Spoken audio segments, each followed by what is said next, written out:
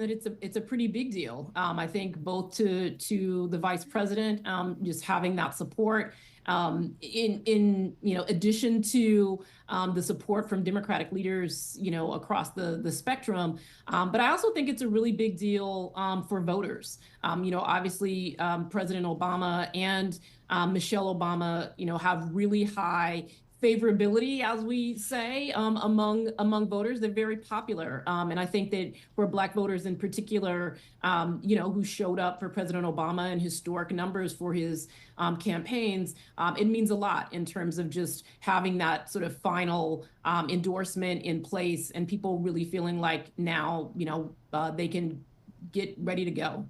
So what do the next few months look like, Adrian? Because we really don't have a lot of time left until the election. What kind of challenges do you anticipate in terms of getting voters to now mobilize around a candidate that just very recently came, into this race? Mm-hmm.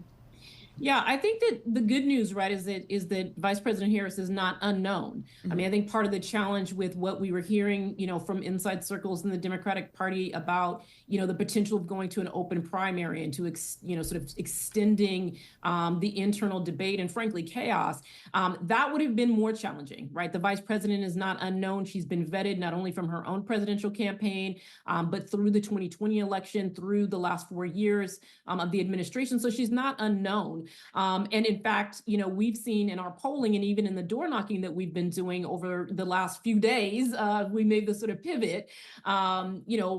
Folks are very much aware of who she is, and we're seeing lots of excitement. I don't think that the challenges, are very different than the challenges that we were facing 3 weeks ago, which is, voters, a lot of voters, particularly Black voters that we're talking to, need to know because they don't have a real sense of the accomplishments of the administration. They need to understand the accomplishments that the Biden-Harris administration had that the vice president was directly involved with.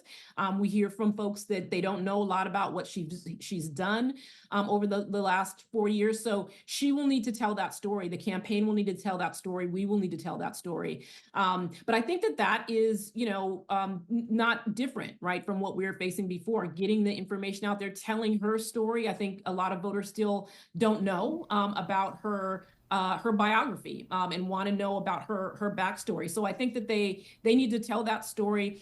They also just need to continue with the contrast that they've been doing and making the stakes of the election very clear about where we have the potential to go as America, as a democracy that is, toward that more perfect union or toward, an America that, is continues to sort of push divisiveness and rhetoric that is, not taking us to the future, but taking us back.